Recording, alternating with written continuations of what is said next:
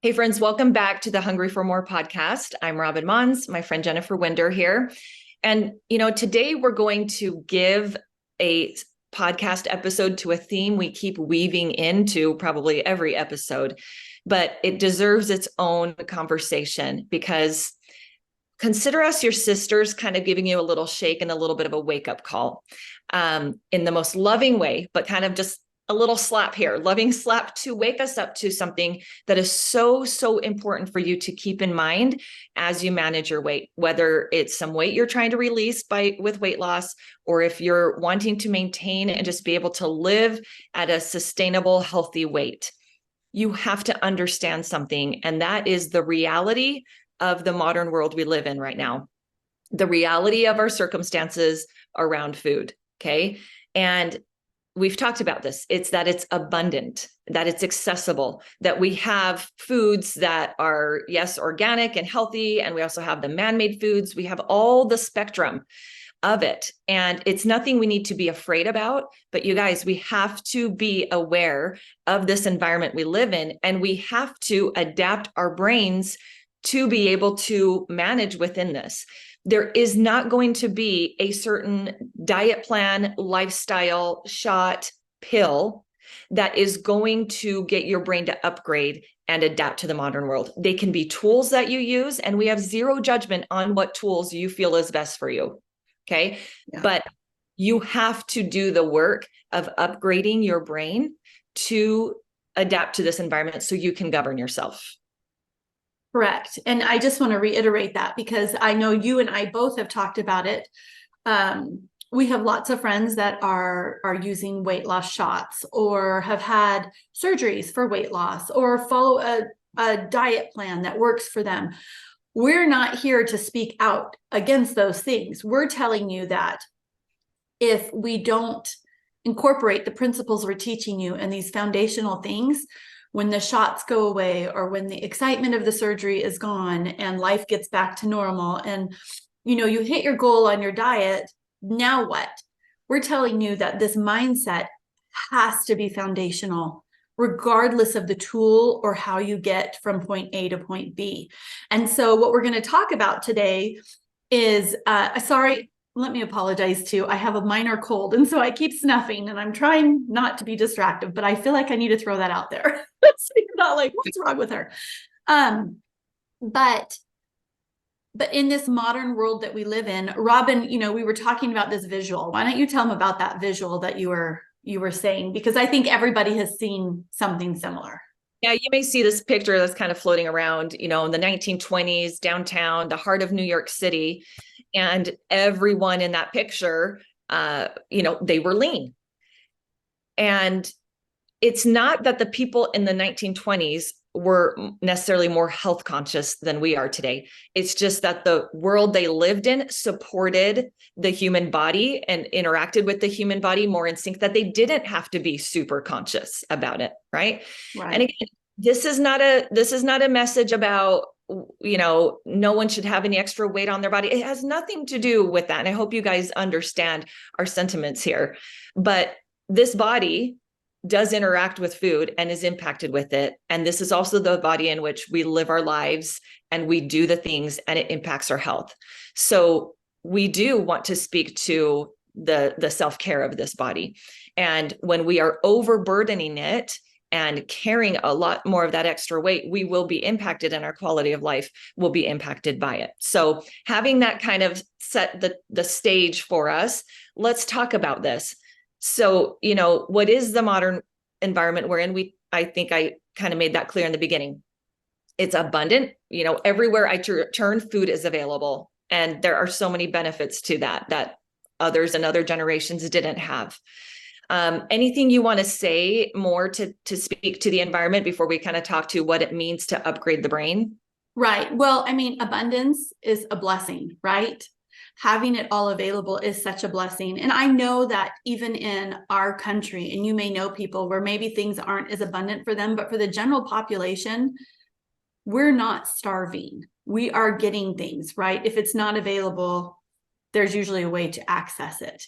And so just keeping that in mind, that yes, in comparison to most places, we live in this abundance, which is such a blessing, and it gives us the choices. It's a blessing and a curse, right?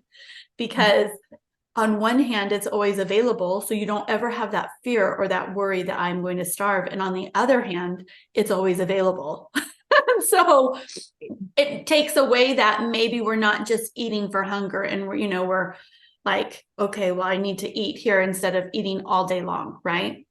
And so we have to be ever so conscious right now, in this day and age. And I don't see that going away anytime soon. Yeah. So here we are in this modern environment that has changed. Like we said, from people in the 1920s, 30s, they didn't have to develop this part of their brains in order to manage their weight. The environment took care of it.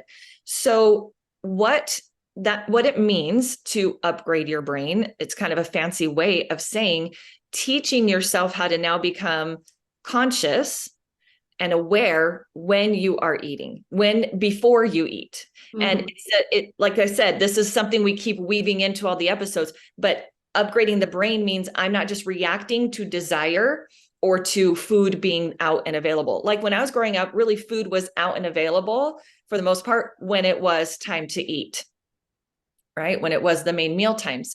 And so it's doing that work of, I'm going to pause before I react to food now, so I can become aware of what's going on to know if that's even a need I have. Right.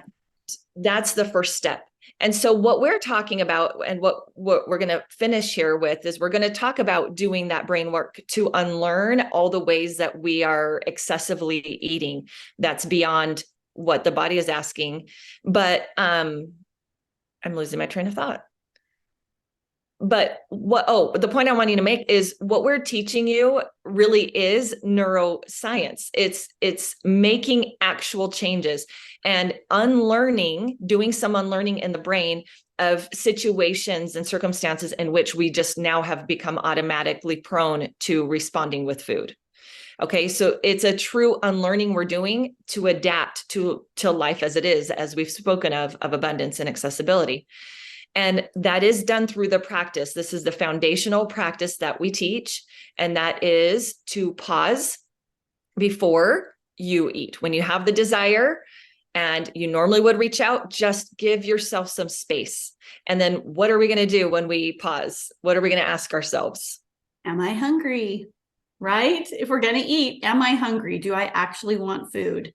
And if you don't, then figure out what the need is that your body has, right? And if you do, eat.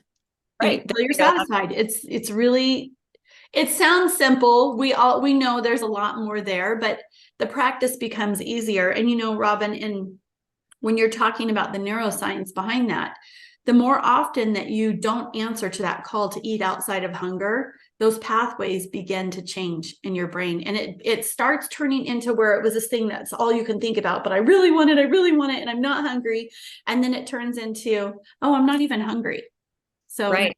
That's silly. And but you have to answer that. It's the same thing, right? This is a little off subject, but we've talked about nighttime snacking. It doesn't matter if you're grabbing celery or a candy bar if you're not hungry, right? And it's saying no to that. It gets easier. Right. It gets easier. And even a step further, there are certain mind hungers that will stop nudging you altogether because you've unlearned them. So let's review how you unlearn them. And that is by applying this practice. And what's happening is when you're pausing and checking in to say, is this the body or is this the mind? And when you recognize it's the mind, it's removing the response of food that weakens that pathway. So it's not a problem that you're getting pushed to want to eat. That's not the problem. It's giving yourself the space to differentiate. And then when you recognize, oh my goodness, this has nothing to do with food right now. This has nothing to do with an actual need of the body. When you remove the food as a response and you repeat that over and over, there is a literal unlearning and weakening of that pathway that is happening. And many of them, like I said, end up going away to the point that you don't even get the nudge and have to do the pause. Yeah. There are still a few of them for me that still have a little bit, that has a little bit there, but once I differentiate and see, I'm able to move on. But that is how we unlearn. And that is then how we adapt.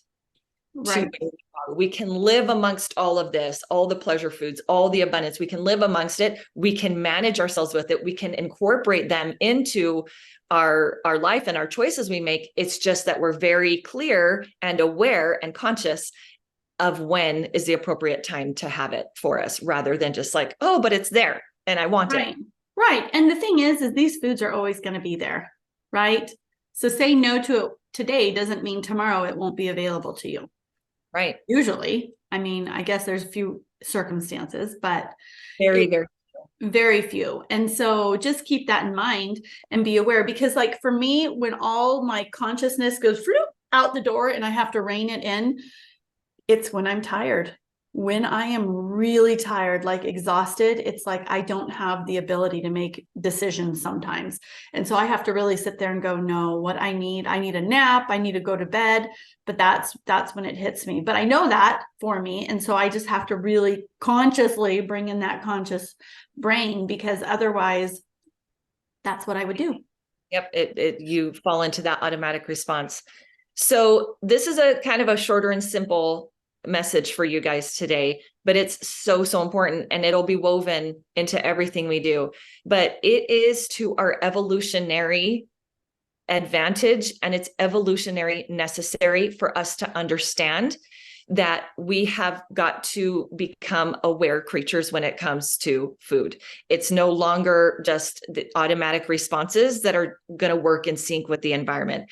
And for the first time, we are facing the reality that the next generation is expected to live less years than the one before, where we've been on a trend of increasing that rate throughout the generations. The age has gone up. And to me, so much of that is a testament to our health with food and our interactions with food.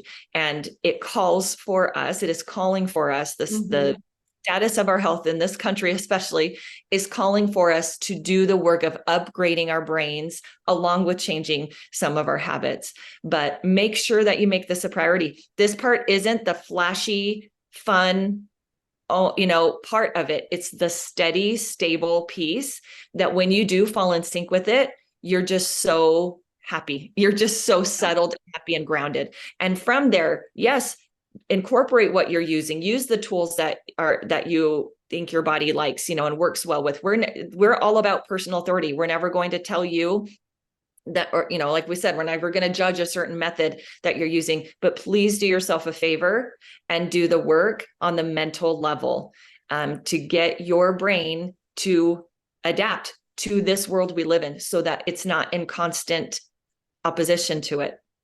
Yeah. So yeah. Absolutely. Awesome. Thank you so much. I think this is so key, and it's so important. So put the mind work in, and you will have sustaining weight management results. Yes. This is our loving, come on, take a look. Let's go. Say your girlfriend needs to slap you in the face. This is our loving slap. Maybe a little shake is okay. That's right. Right. Like move a little bit of your focus away from that thing you're doing and give some of your attention to this. All it is some mental effort. So, all right. Yep. And the results will be dramatic. Okay, everybody, we will see you next week. Bye-bye.